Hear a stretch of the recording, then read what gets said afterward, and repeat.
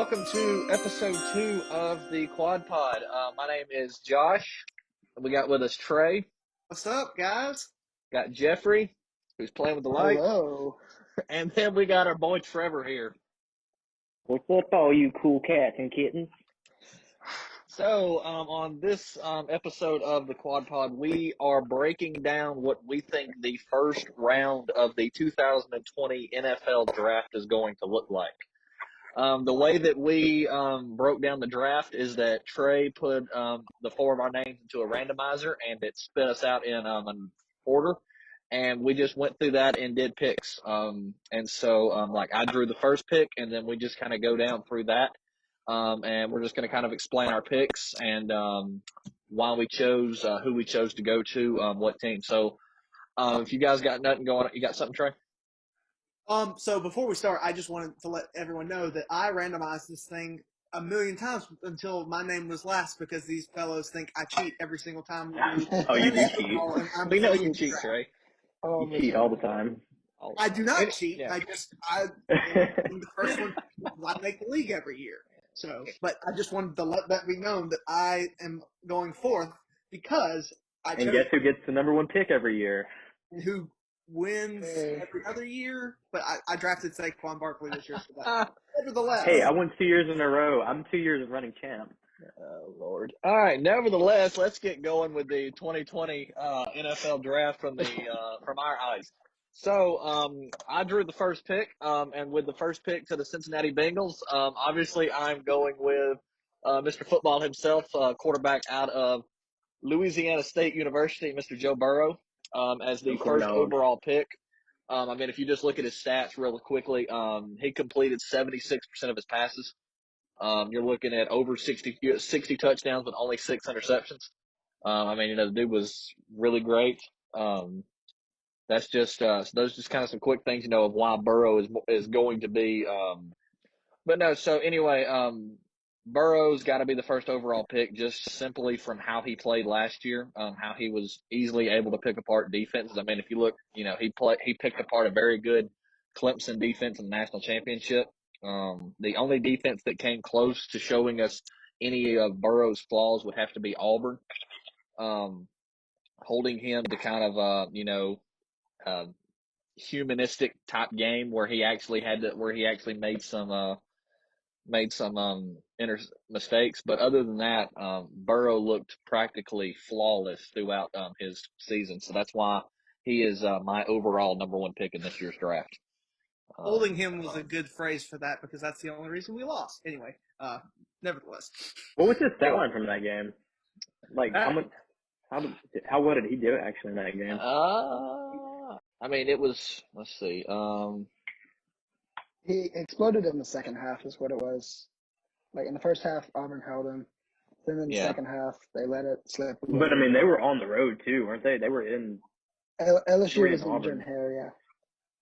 Yeah, so that's pretty rough environment play. In that game, Burrow was 32 of 42 for 321 yards, 1 touchdown, 1 interception. He had 13 carries and 31 yards and 1 touchdown. So wow! So we actually had some human numbers. Those are not. Burrow not great, numbers, but not bad. Those are not Burrow numbers when we're used to seeing him, throw for 4 touchdowns and run for 2. But still, he looked decent throughout that. Yeah. Burrow numbers came from that Ole Miss game that was actually on ESPN today. That was insane. Yeah. He threw for 5 touchdowns, ran for 1. I think it was insane. Yeah, Burrow's Georgia game though. God. Yeah, that SEC championship game. Yeah. Anyway, so who had number 2? Was it Jeffrey? It was me. Trevor had number 2. Yeah. So Washington's got the number 2 pick and going with a shoe-in pick with Chase Young. This guy is literally basically the Terminator. He's basically Derrick Henry playing defense. He's 6'5", 265 pounds. He racked up 16.5 sacks this season. 32 solo tackles. Man, this guy is massive. He's gonna dominate at the next level. He dominated in college. So pretty much shoe-in pick for number 2. Why him over Derek Brown right there? Over Derek Brown? Yeah. I think the number. What are Derek Brown's numbers even right there? Like simply. In the NFL is more. I would say it's a better pick overall than the defensive tackle. When you look at previous drafts, people don't draft running backs and they don't draft defensive tackles in the first 10 unless you're Todd Gurley or Ezekiel Elliott. Yeah, facts on that. See, he only had 4 sacks this season. Okay, yeah. And I mean, but he did split with Davidson. So I mean, like those numbers are going to be a little skewed. But I mean, I think overall, just from just having a season, I mean, like he finished number 4 in the Heisman voting. I mean, like put up absolutely insane numbers. Big Ten's got some good offensive linemen. I mean, he's blowing past those guys. And I think we've got one in the top 10 that's offensive line going. I mean, he's going against some pretty good competition. Jeffrey, you had the number 3 pick. With the number 3 pick, I have the Detroit Lions taking Jeff Okudah from Ohio State. If you look at the Lions' defense this past year, they had the 3rd worst defense. Schedule. What are the stats, Jeffrey? Tell me the stats, boy. Okay. On for total yards, they had the 31st best, 32 for defense. They had the worst passing defense, a pretty average rushing defense. So I think Jeff Okudah would be a really strong pickup because he was one of the best, if not the best, cornerbacks this past year. Yeah. Sure. Big facts, my boy. Trey with the number 4 pick. I thought about Isaiah Simmons here. I thought about a couple other offensive linemen like Mekhi Becton or Jedrick Wills, but I ended up going with the most athletic lineman of the bunch in Tristan Wirfs from Iowa. Tristan Wirfs, he's a really athletic dude. He had freakishly good combine numbers for a dude his size, and I think with the Lions having Daniel Jones as their new quarterback and Saquon Barkley and some decent weapons in Darius Slayton and Sterling Shepard, they need to start protecting their guy in Jones. So I think drafting an O-lineman is important. And I think Wirfs may not be the best, but I think he's the most athletic lineman of the bunch. Alrighty. With the number 5 pick, the way it's set right now, the Dolphins have the 5th pick. I do not think that's what we're going to see. I honestly think that the Lions and the Dolphins might switch, and the Dolphins might get the 3rd round pick. Nevertheless, I do not think the tank for Tua is going to be a factor in this. I think the Dolphins are going to pass on Tua just for the fact of one of the things that I think has hurt Tua is that he did not get a pro day. And so I think that with him not getting that, it's going to kind of hurt his stock just a little bit. But with the number 5 pick, I've got the Miami Dolphins drafting Justin Herbert from Oregon. He had a really decent year. Obviously, Oregon didn't get the outcome they were hoping and they're thinking of, especially with that late season drop to Arizona State. That did not help them at all. But I think that Herbert is kind of what the Dolphins need in that role of some fresh energy and new blood down in Miami. And so that's kind of why I'm picking the Dolphins to pick Herbert. Either if it's at 3 or 5, I do think the Dolphins go with Herbert over Tua. He's got an NFL build too. Yeah. Tua? What did you say, Trey? Do you think that Justin Herbert will be more successful than Tua? In the long run, no, I do not. I think right now in the short run, everyone's still a little scared of what is Tua's health. But I think that if Tua's able to stay healthy, then he's a long-term quarterback. That's the big question is if Tua can stay healthy. But I do not think either way, I think that Tua is going to make a lot more noise than Herbert will. Anyway, but I do think the Dolphins are going to play it safe and go with Herbert. Number 6. All right, that was me, and I had the Chargers. Speaking of Tua, I went with the Chargers taking Tua at number 6. I think this is a bit of a gamble just from like what we've been talking about. Injuries, you never know. Just like boy's got some weak legs. I mean, he's had some serious injuries just from like the course of his college career. But I mean, I think this is a high risk, high reward pick. And I think with they've got Tyrod Taylor right now. So I mean, they've got an option for quarterback this year. So I think by picking a guy like Tua, you're building for the future. So I think they're picking for their future quarterback right here.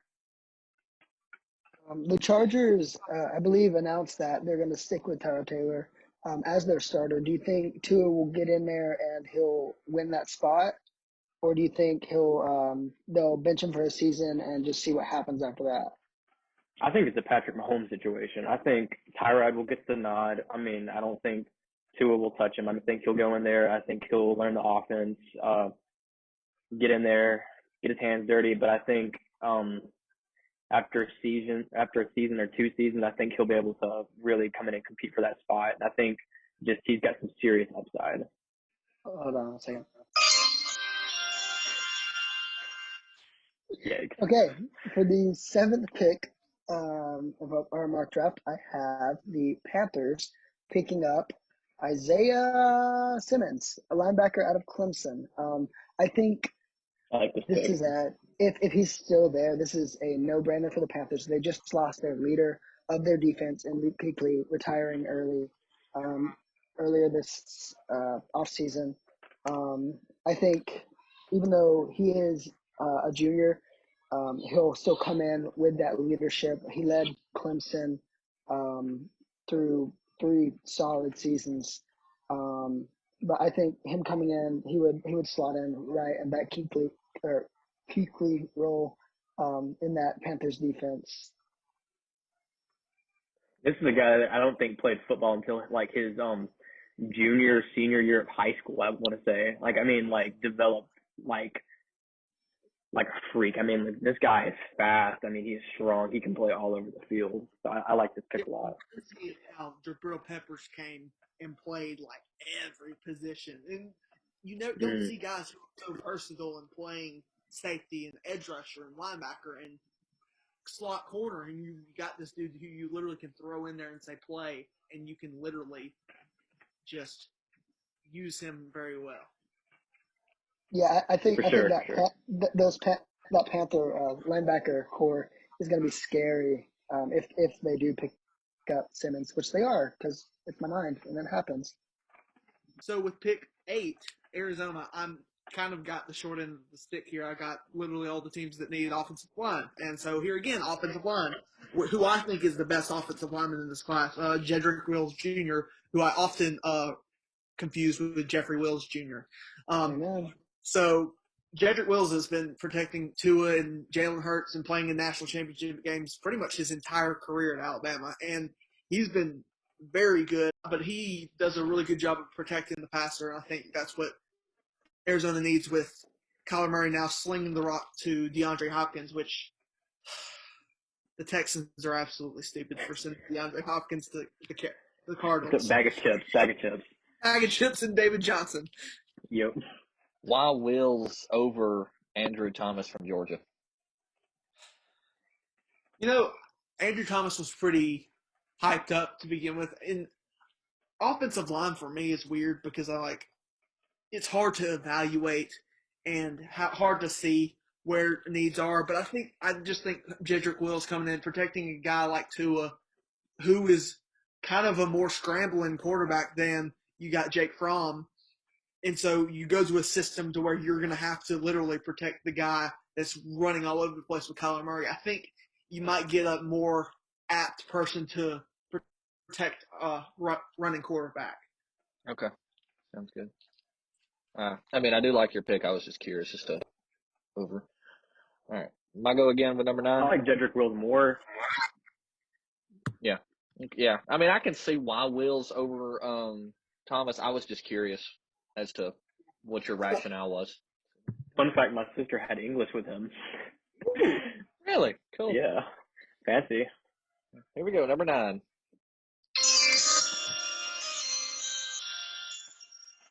Still With my the bit. 9th pick. You'll be okay. With the 9th pick, I have the Jacksonville Jaguars going with who did I pick? Derek Brown from Auburn. Reason being with this pick is that the Jaguars need some speed up front on defense.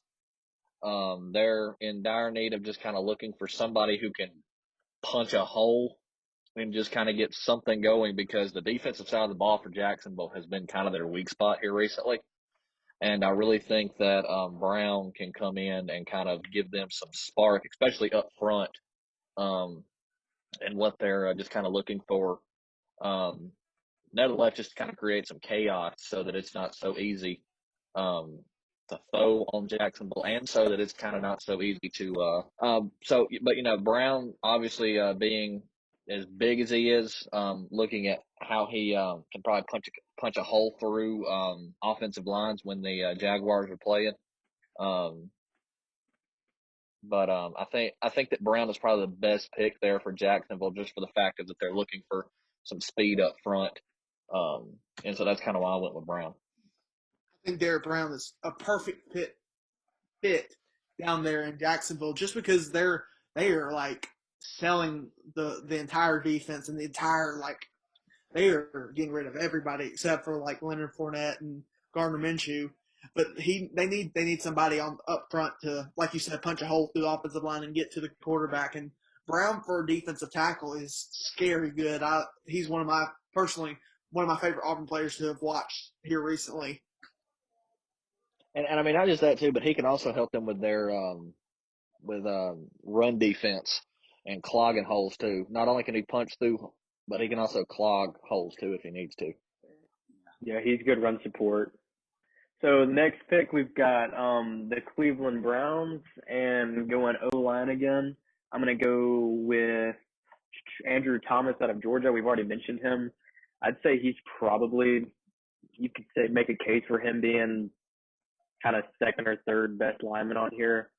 I think Cleveland needs some help for Baker Mayfield. I mean, he got gobbled up all the time last year, but I do think he's a good pick that would fit their system very well.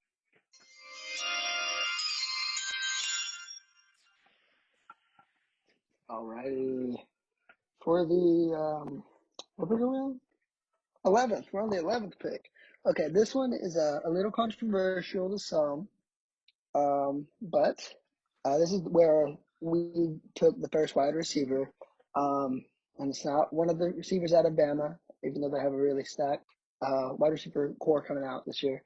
I have CeeDee Lamb coming out of Oklahoma, and that goes to the Jets. I think, to me, he is the best receiver of this draft class coming out. I know you can make a case for Judy has the stats due, but CeeDee Lamb, I just think he is more versatile and will fit a NFL scheme better than Jerry Judy will. I think he'll spot in probably as that number one receiver spot at the Jets. They lost Rodney Anderson, is that his name? Robbie Anderson, yeah. Robbie Anderson, yeah, they lost him, and I'm pretty sure he was their number one guy the past few seasons. So I think they do need to pick up someone who has that height that can jump up, get those balls, but is also quick on the cuts and is fast. So I'm about to say, I'm not actually mad at that pick. Lamb is a really, really good wide receiver.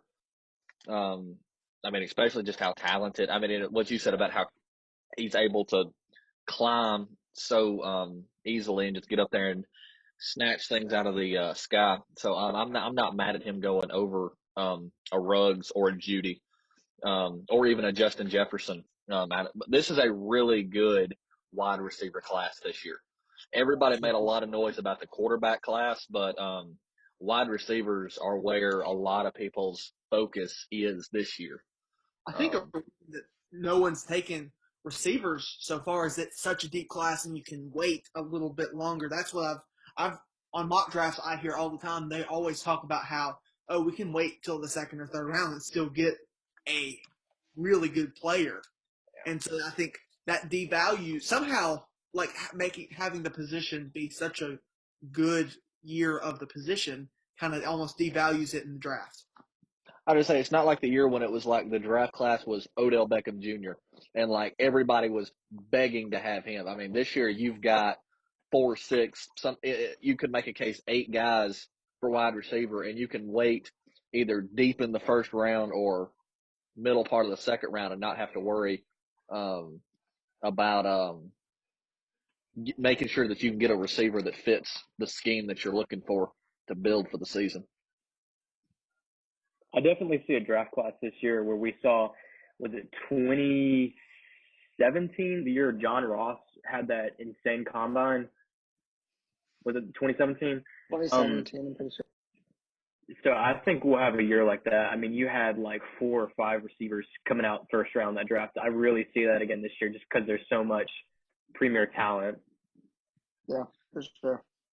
All right, with my next pick, I actually get to make a fun pick now. With the 12th pick, the now Las Vegas Raiders select Henry Ruggs from Alabama. Henry Ruggs, and it's actually kind of crazy because I think Judy's the best receiver in this class.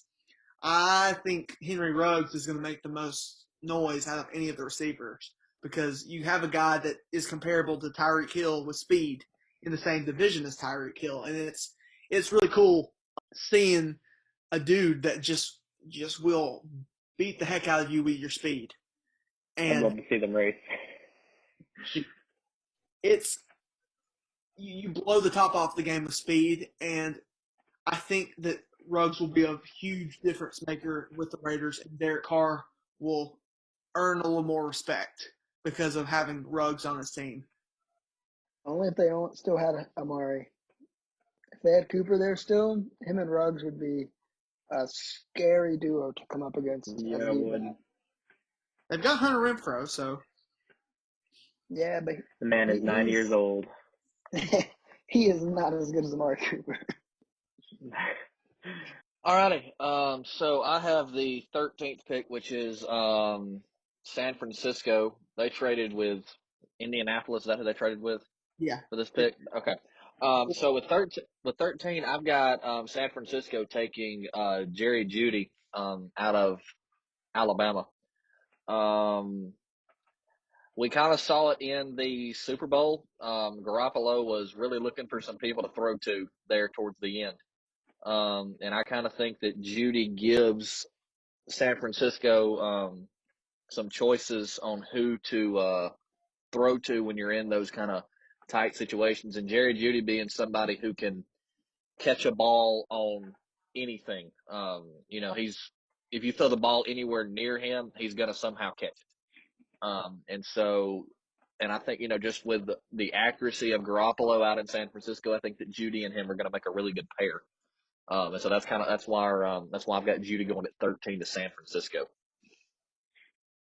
I think Judy's the best route runner in this class too. I mean, like he can make plays and stuff. He kind of reminds me of a little bit of Amari Cooper, just with his route running ability, just able to get open all over the field. All right. So with the 14th pick in the draft, it's Tampa Bay's pick, now led by Tom Brady. So 14, I have Tampa Bay taking Javon Kinlaw out of South Carolina. He's a top 3 defensive lineman in this draft. I think he's very explosive and disruptive. I just remember, especially in the Bama game when we watched him play, I mean, he was all over the field the entire game. My only concern about is his motor. I feel he kind of reminds me of a Kandichi out of Ole Miss a couple years back, where he would make massive plays and then he'd kind of be quiet for a little bit. But I think he is very explosive and just a major talent and could come in and seriously help that defensive line. Yeah, I agree with you. I like that pick with sending him to Tampa Bay. I think that'll be something really good that they kind of need as a boost on defense. I think adding Plus him you with got Ndamukong Suh back. Ndamukong Suh, Yeah. Kinlaw is one of the sleepers of the draft. I don't think he's as good as Brown. I think he's on like a little bit lower level than Brown, but I think you're getting a great player. He's got great character. I read some stuff about him going from nothing to playing football and doing some really cool stuff. So I think you're getting a good guy in Javon Kinlaw. Good locker room guy too. It's Jeffrey's turn. Alrighty. For the 15th pick, I have going to the Broncos, C.J. Henderson, cornerback out of Florida. Looking at the Broncos last season, they barely missed out on the wild card games. I think there were 2 losses away from being in that contention. So I think adding a good defensive playmaker like C.J. Henderson, who's solid on man-to-man, I think he will be a really good pickup for the Bronx. So I decided to choose Kayvon Chason from LSU. He's a linebacker, a 3-4 end, so he's going to rush the passer. I thought he was phenomenal at LSU this year, getting to the quarterback. I think this year's edge rushing class is really low this year, especially with it just being Chase Young and then everyone else. I do think that there's a big drop off after Chase Young. I do think Chason was going to play very well in that Atlanta system alongside Dante Fowler and Grady Jarrett. I think it'll be a good fit. He'll be able to get to the quarterback. He'll have some interesting quarterbacks to go up against with Teddy Bridgewater, Tom Brady, and Drew Brees. So I think Chason will do pretty well. Okay, with the 17th pick, heading to America's team, the Dallas Cowboys, I have Xavier McKinney from Alabama going. I like this pick for the simple fact of that if the Cowboys go with him, it puts him and HaHa Clinton-Dix as pretty much the defense for the Cowboys. And I think that in a new era in Dallas with a Mike McCarthy down there, I think that it's very possible we see an Xavier McKinney going down there for the fact that the Cowboys are also trying to rebuild their defense. I mean, we've seen the past couple of years of them trying to sell off and building up a offense, obviously, with them picking up Dak Prescott, Ezekiel Elliott, and then snatching Amari Cooper from the Raiders. And I think now that their attention is probably going to shift more towards a defensive mindset. And I think that a Xavier McKinney would be a very good addition in a Dallas setup. I think Xavier McKinney is really good. I'll always remember Xavier McKinney from the guy that got his helmet popped off by Sean Shivers. It's a cheap hit, but it's okay. It happens. All right, so with pick number 18, we go back to the Miami Dolphins, who got the pick from Pittsburgh. And with pick number 18, I have them drafting Grant Delpit out of LSU. In my opinion, I think Delpit is a smidge better than McKinney. I want to say McKinney is better, but just this last season, he's had just such a slump in his numbers. Because I remember last year, I thought he was going to be like the next stud in the secondary on the Alabama team, and that just didn't prove to be so. But Delpit's numbers also last year were not that great, but I think he comes through this year, and I think it's a good pickup for the Dolphins. I think he'll fit in really nicely, and I think Dolphins will end up having a really solid first-round drafting class. Okay, so for the 19th pick, I'm not going to do that silly noise anymore. I have Jaylen Johnson, the cornerback out of Utah, getting picked up by the Raiders. He is a very physical and aggressive cornerback. I didn't watch many Pac-12 games, but looking at his combine, he killed it, and I think Gruden will love having that aggression and that physicality on that defensive side. And he'll probably be matched up with the opposing team's number 1 receivers, just because of that physicality, trying to throw them off their game. So number 20 for Jacksonville, I have them going defense again with Patrick Queen from LSU. Patrick Queen came on strong in the middle of the season for LSU. He honestly, I don't think he started for LSU until the Texas game. So I do think that Patrick Queen is a nice addition to this Jacksonville team. with Miles Jack linebacker. I do think that they need corner more, but with the run on corners here just for a few seconds ago, I think you get more value with Patrick Queen at linebacker. All right. With the 21st pick, the Philadelphia Eagles have it. And I have the Philadelphia Eagles taking Denzel Mims from Baylor. I really like this. I think this would be a really good addition to a rather weak Philadelphia wide receiver core. I think this really gives them options. Even, on a simple short route or even on a really deep route, this gives them options of how to just kind of expand their offense from a standard running game or short screen passes. And we saw Mims do really well against some.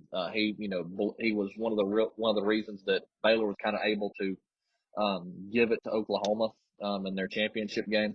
But I think Mims is a really good addition to a team that is really looking for some spark on the offensive side of the ball. They almost beat Oklahoma too. That's the game that before the championship game that Oklahoma came back like 20-something points come back. It was like 30 to. It was a crazy halftime score. It was Atlanta New England game. It was I think it was pretty much the 28-3 game. Right. Yeah. So with the 21st pick or the 22nd pick, my bad, that's going to Minnesota. I have them drafting Justin Jefferson, also out of LSU. They just traded away. Who was there? They didn't trade Celine. They traded whatchamacallit. Yeah. So I think they definitely need to fill a hole back at receiver. So I think pairing Justin Jefferson with Thielen is a great pick. I think it really helps Kirk Cousins in that offense. And they return Dalvin Cook next year. So I think this is a great pick for the Vikings to get their offense going again.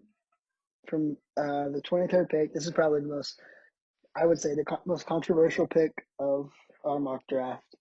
23rd pick goes to the Pats. And I have Noah Igbenogany, or however you say his name. I'm just going to call him Iggy. Yeah, I'm going to call him Iggy, so all of us can say his last name without looking very stupid. The cornerback out of Auburn. I got a feeling that wherever Iggy lands, he's gonna do a good job. I think going to a system where we've seen previous Auburn cornerbacks and D-backs go, Jonathan Jones being a recent one who has really made some big plays for the Patriots in the past few seasons on their Super Bowl runs. I think having another solid cornerback added to their secondary would help a lot. He's not the best cornerback of his class for sure. I think he's in the top 5 in my opinion. He's in the top 5. So yeah, what do you guys think? So I know. Why not him over Kristian Poulsen? That's exactly what I was about to ask. Just because. Just a preference. Yeah, it was my pick. I think Iggy has more potential. You look at him. He went to Hewitt-Trussville in high school. He was a monster there. He kind of slumped off, if you will, I would say, in his because watching him in high school up to where he was college, he was a good back in college, but he's a junior this year, right? He's going early, if I'm not mistaken. So I think he realizes that now's his best chance for his draft stock to be high, because I think he doesn't think he can keep the numbers up in college as much as they are now. So I think he wants to go ahead and get into the pro scene, get his feet wet with that. And I just feel like he's gonna evolve into a solid player, and the Patriots have Belichick especially has that talent of growing players. Tom Brady, he can get a player with good potential that not everybody can see and grow them into the best player of all time. So, what is he projected right now? I haven't even seen what he was projected as. I think He is second round is second round. is a lot of the mock draft stuff. Gotcha. I think Ignogny's going to be good in the NFL. He didn't play corner all of college even. He was a receiver, and they flipped him, and he was a starting corner within his first few weeks of being on the team as a defensive back. So I think he's going to be good.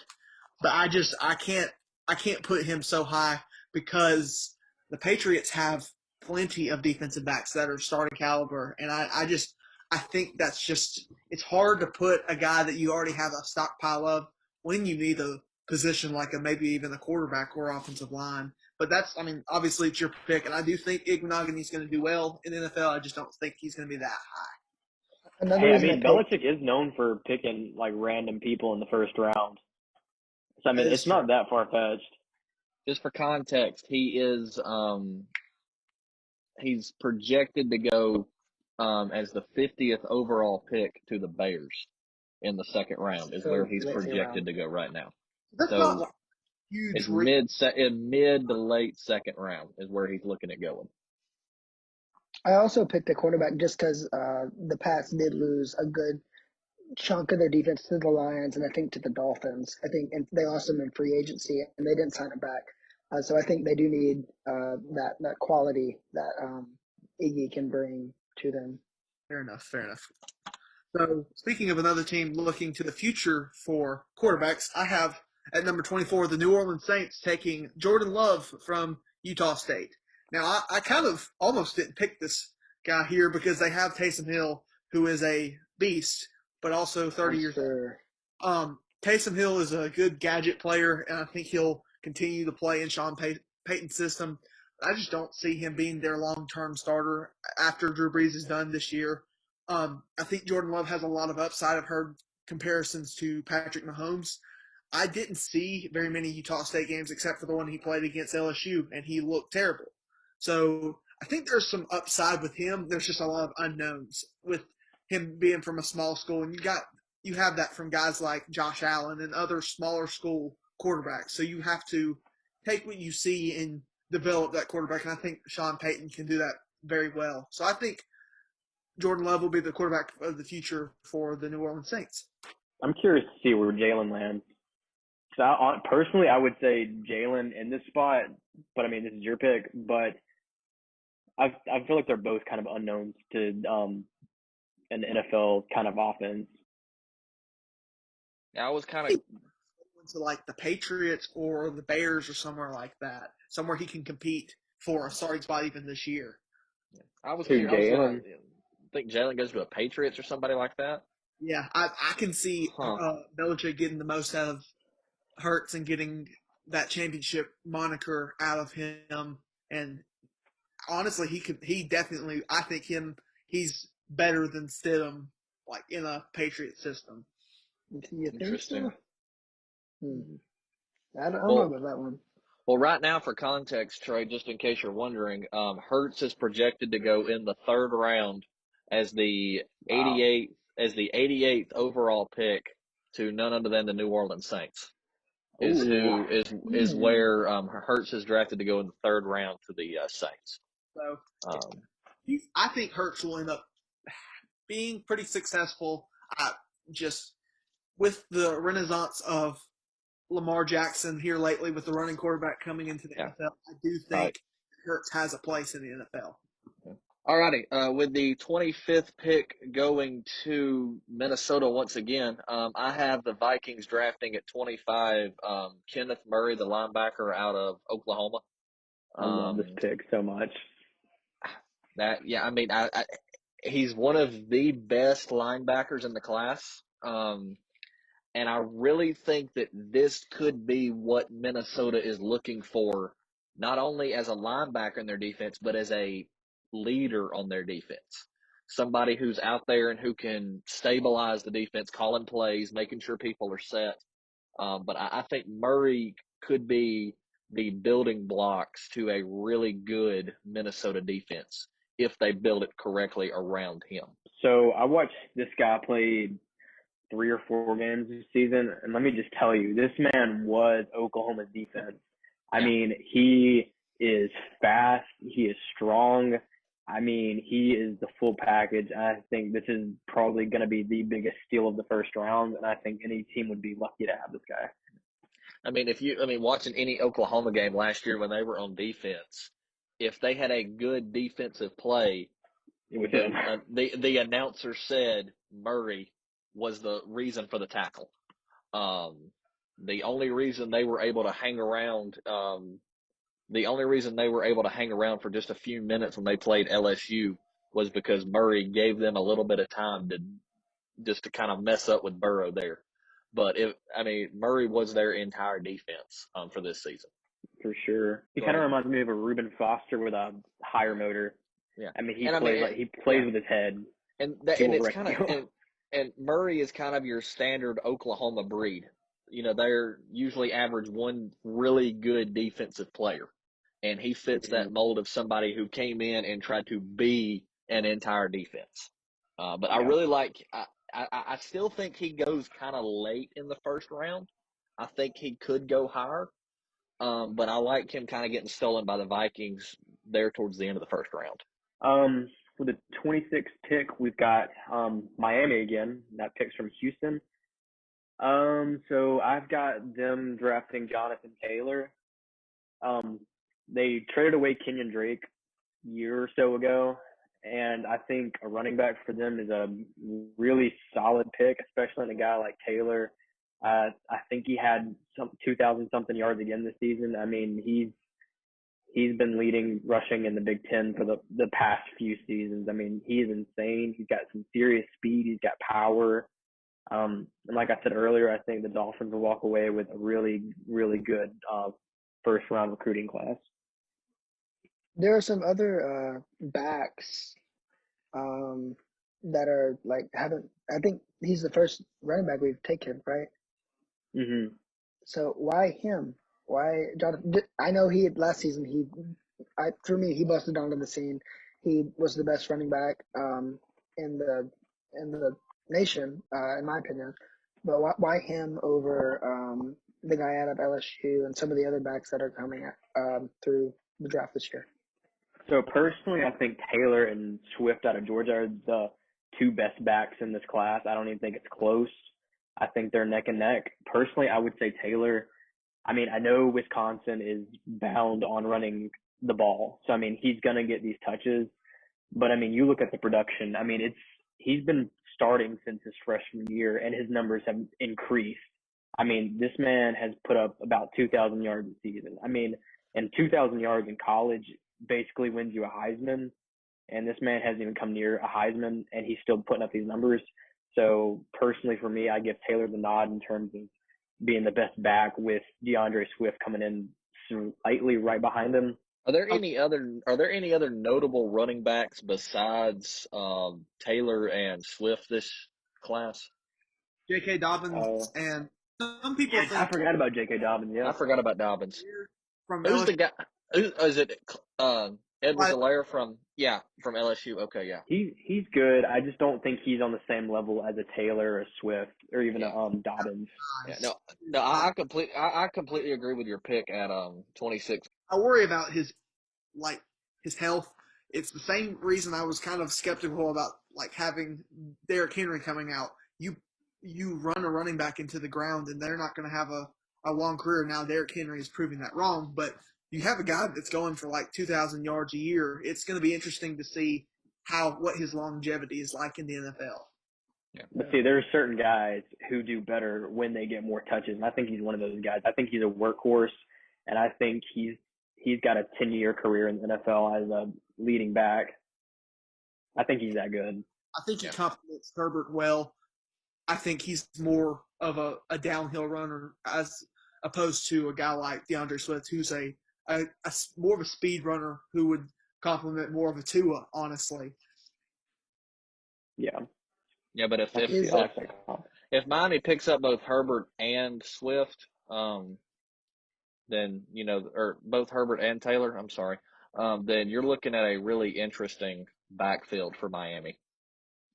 Oh, for sure. young, but I mean, Yeah, very, very young, talented. but very talented.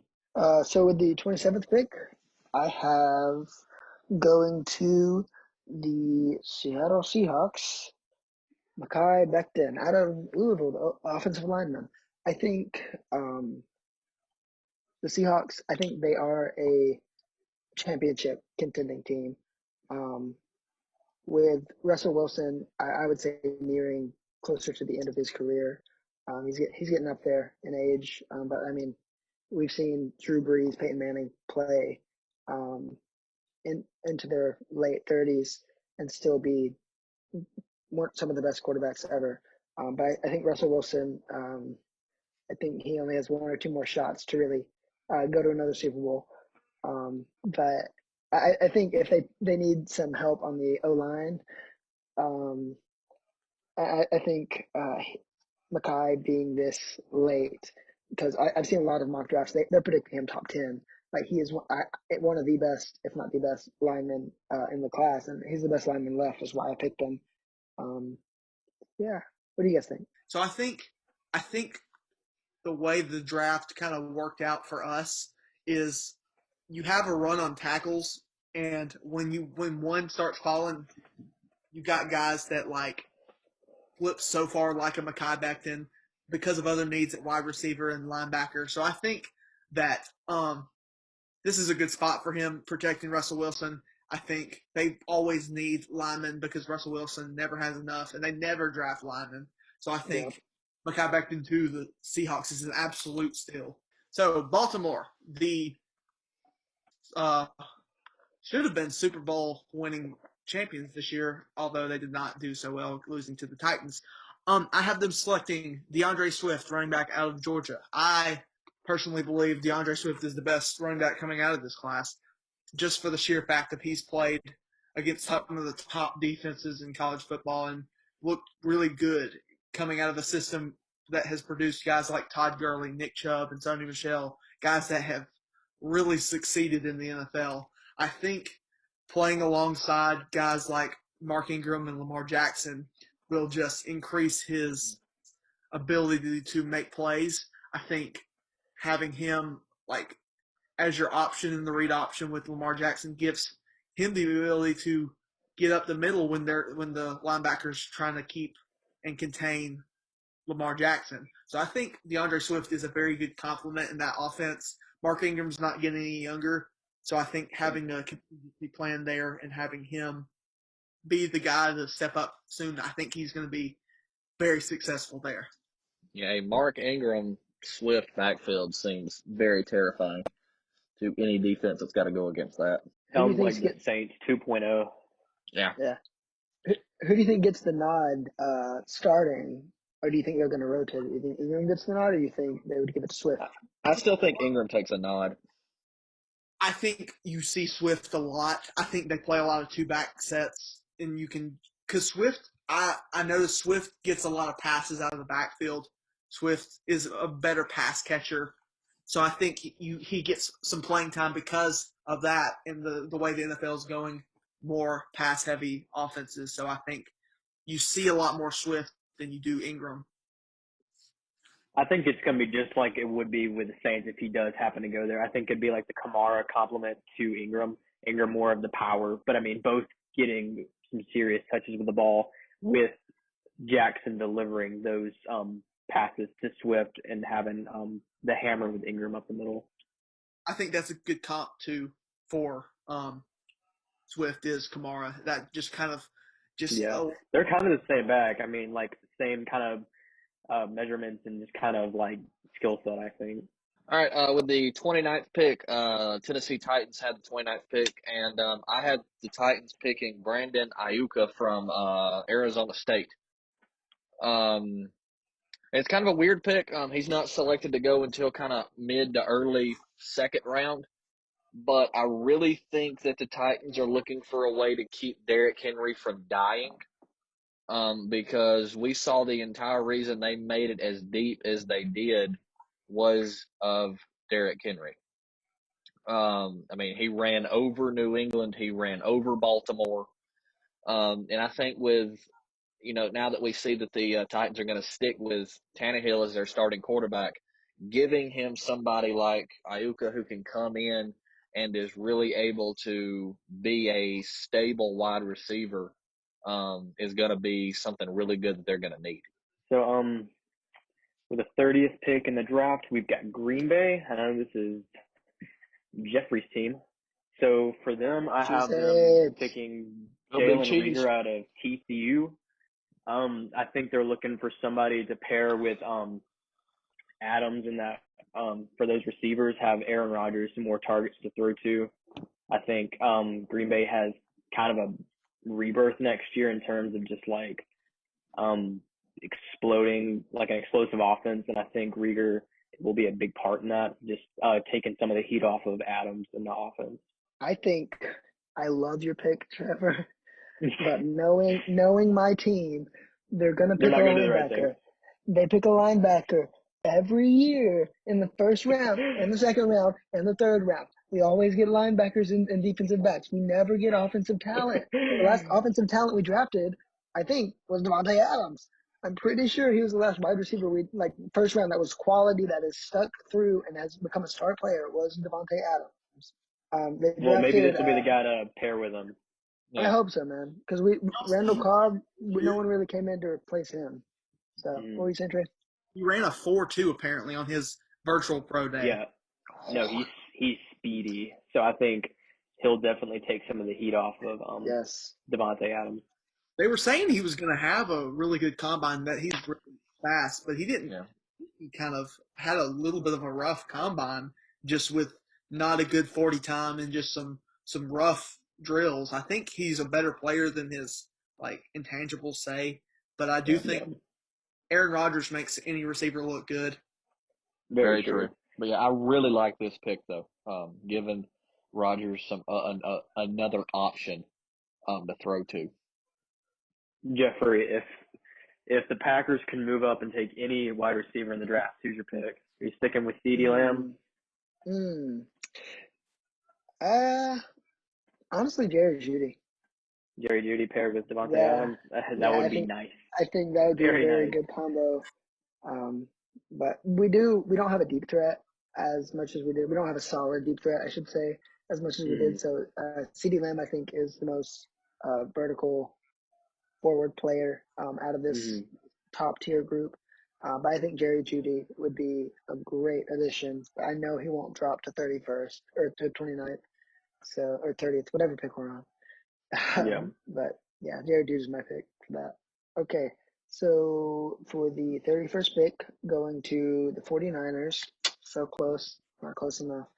I have out of Iowa, AJ Epenesa, however you say his name.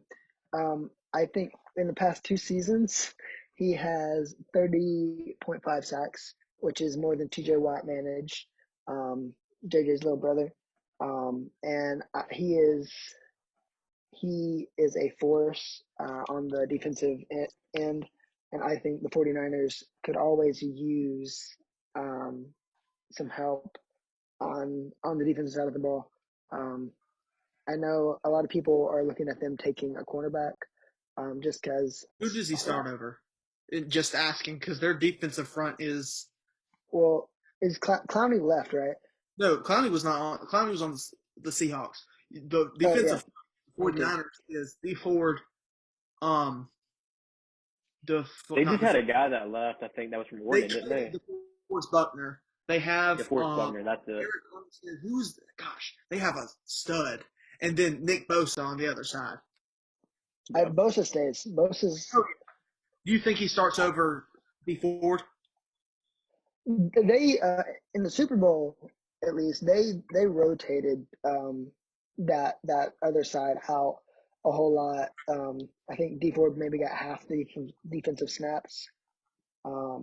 So I think he'll come in and solidify that spot. And hey, competition's good. It'll push D Ford to do more, or to even get an outside linebacker spot if needed be. So, with the final selection of the first round, the Super Bowl winning Kansas City Chiefs select a guy that has fallen really far. Kristian Poulsen from LSU. Kansas City needs a defense. They just need a defensive overhaul, and it starts with corner because I can't name you one corner they have. So they need a guy like Kristian Poulsen who can lock down their number one receivers with guys like now Henry Ruggs being with the Raiders, and you have Cortland Sutton with the Broncos, and you have Keenan Allen with the Chargers. You have guys that you have to lock down in their division. Yes, Josh. Who's your pick for Kansas City if he doesn't fall all the way to 32? Igbenogany. I think Igbenogany Really? goes. This is where So I think Igbenogany lands. So you think he goes first round no matter what? Yes, I do think Okay.